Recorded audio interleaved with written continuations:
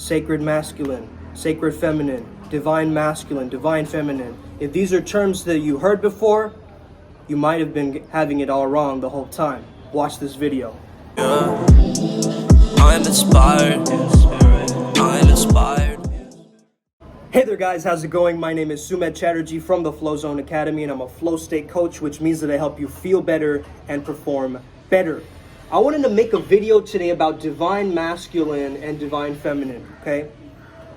There are these terms that are going around in the personal development and the spirituality industry, and I think that a lot of people are very misinformed in terms of what they actually mean, okay?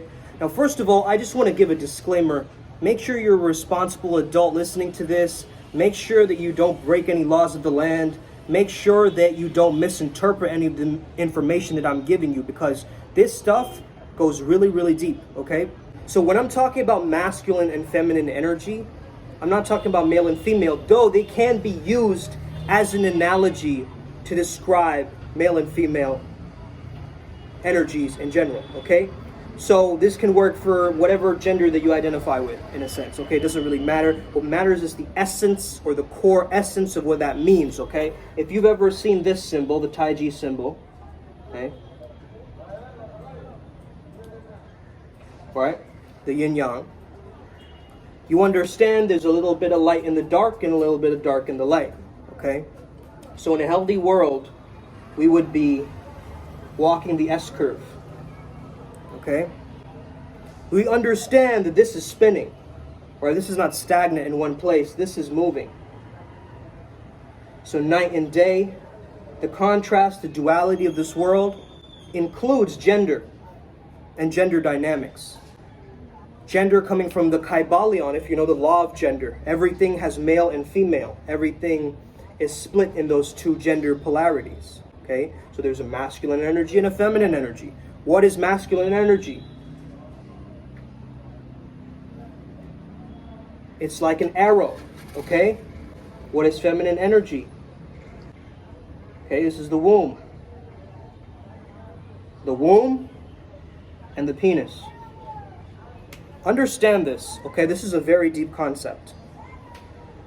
The womb is internal, right? It's where you give birth, in a sense. And the womb is hidden, it's dark. It's dark in there, right? Okay, and this is an analogy that the Kemetic alchemical sciences used to use back in the day.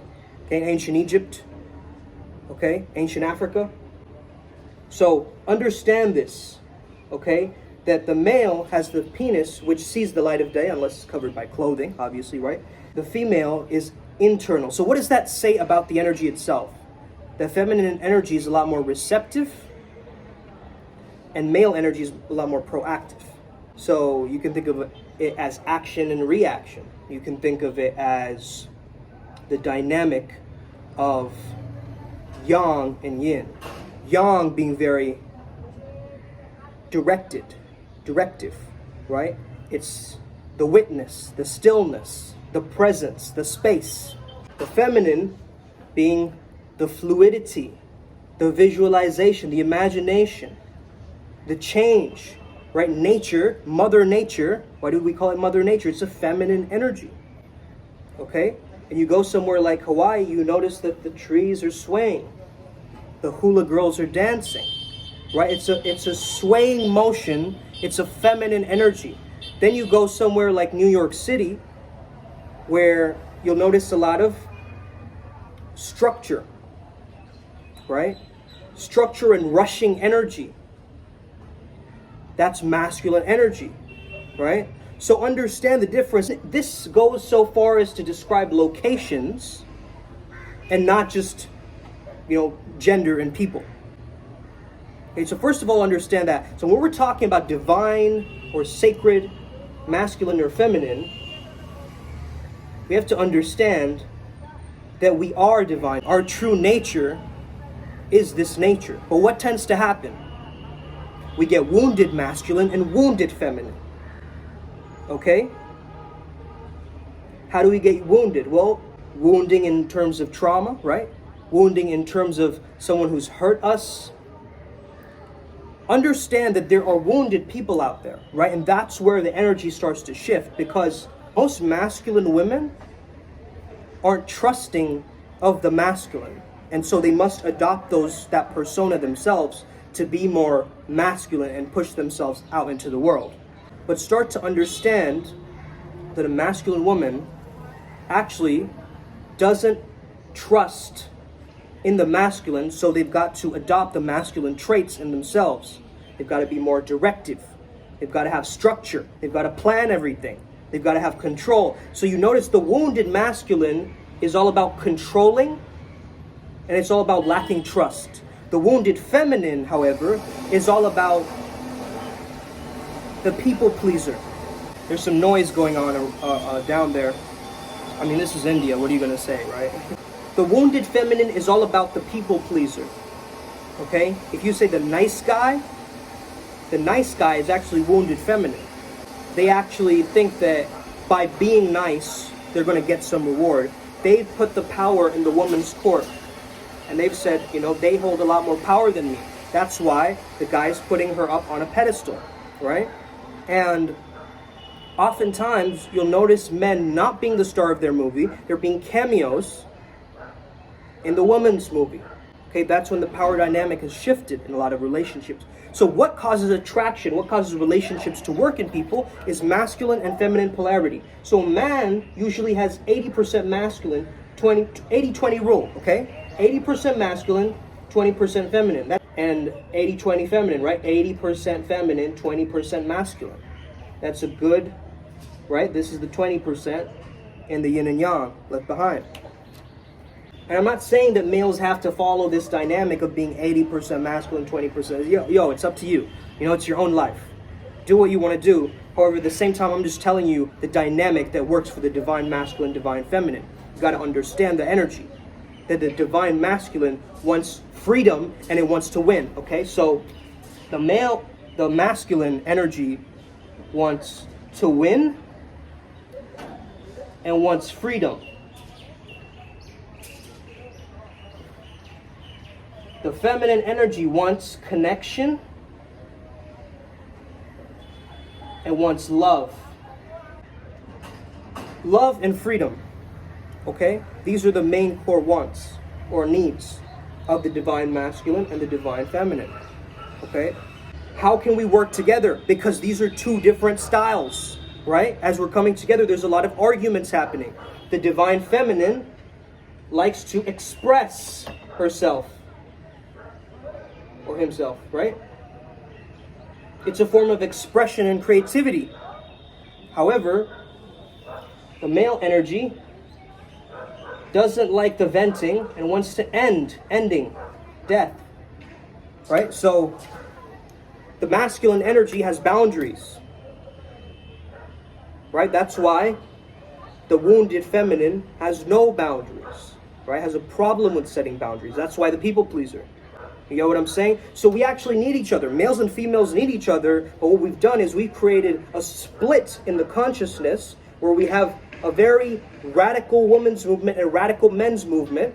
And we've actually split, whereas we need to integrate and be able to work together as males and females to create a healthy society, right? And that's what we're trying to do here on this channel. I mean, I really believe in this, and I believe that, this is a big part of the world's problems, is we're not being able to really integrate and step into the energy that we purely identify with, our core identity and our core beingness, our core essence, right? So if you're a man and you're stepping more into your feminine, right, you want to balance it out with your masculine, okay?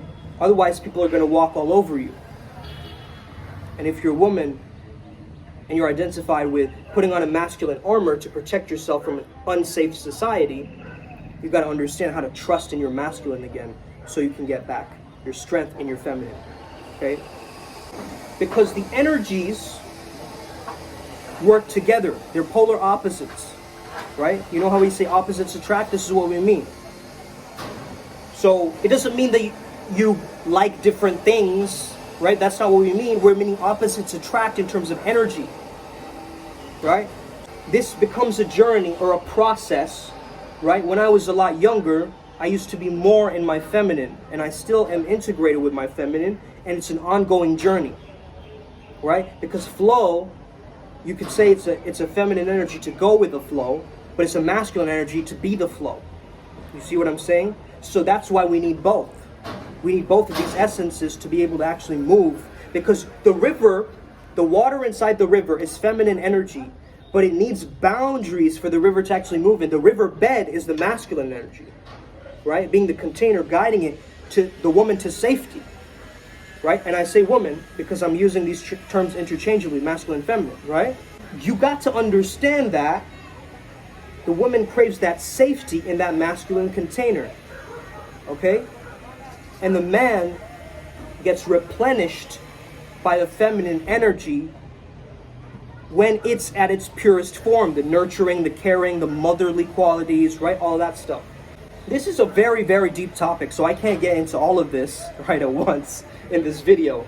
However, I've started speaking about it, and I hope this gives you some starting point in terms of like, how can I build this energy in myself, right? And how can I work on this myself? Because it's a very, very powerful and potent combination when you can actually integrate your masculine and feminine. What are some ways to do this? How do you become more masculine? You get into your physicality, you get into your movement, right? You start becoming active, you start getting busy, you start really, creating things and taking action, right? Putting it out there. How do you get into your feminine energy? You got to work within the imagination, the visualization, the meditation, right? Going inwards, right? One is outwards and one is inwards. And we both have this energy of like, going outwards, going inwards. When I was younger, I was more in my feminine, so I didn't used to follow through on my ideas in my mind, right? I had all these great ideas. I was very hyper creative, right, in my feminine. However, I couldn't get them out there into the physical world. Until I started to practice actually putting my ideas out there, that's when I started to embrace and step into my divine masculine. Okay? And understanding this dynamic also in my past relationships, I notice at times when I go too feminine, and the feminine wants to wants to test to see whether if the man is actually divine masculine or not. Right? So that's when the woman tests you, okay? If you're being in a smaller version of yourself, not fully stepping in to be the divine masculine, you're going to notice that the feminine is going to challenge you. Okay, it's going to test you to see, is this man really authentically and genuinely a divine masculine man? Or is he just saying that he is, or portraying that he is? Does he really hold the true strength that he shows? Is he willing to emote, right? Is he allowing himself to be a leader? Is he stepping into that leadership position? Does he know what he wants out of this relationship, out of his life, right? All of this stuff. And as a man, you're looking for a safe space where you can be a man as well, right? And the man who's looking at the woman, he's looking for that nurturing, that feminine quality, right? Someone who will be the yin to his yang, in a sense. How do you get into your divine feminine? You start to connect with nature. You start to get deeply embodied, start dancing. Dancing is a very yin quality, right? Because the music is yang, where you're moving to the music as a dancer, right? So if you move to the music, you're being led by the music, correct? So you're surrendering. Surrender is the feminine quality, or the feminine. Surrender is the feminine essence, right? And discipline is the male essence. Together, we get flow state, right? You've seen the diagram before.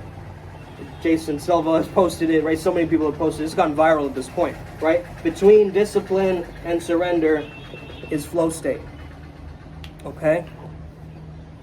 So this is a very esoteric, and esoteric meaning going within, right? Subject is what the origin of the word esoteric means. But understand that the sun and the moon, right? The sun shines its rays. The moon reflects the sun's light, right? When you start to understand and really go deeper into these subjects, you will start to get very, very inquisitive about it. Right? Again, the electric man and the magnetic woman. Electromagnetic creatures. That's what we are. Right? When you start to put all the pieces together, you'll be like, I get it. I get it now. But this is way deeper than I just described. I gave you the basic generic performa, or the formula here. Now it's time for you to go inwards and outwards, to go into your thoughts, but then manifest using your thoughts out into the external world to understand how to actually apply this dynamic. Okay?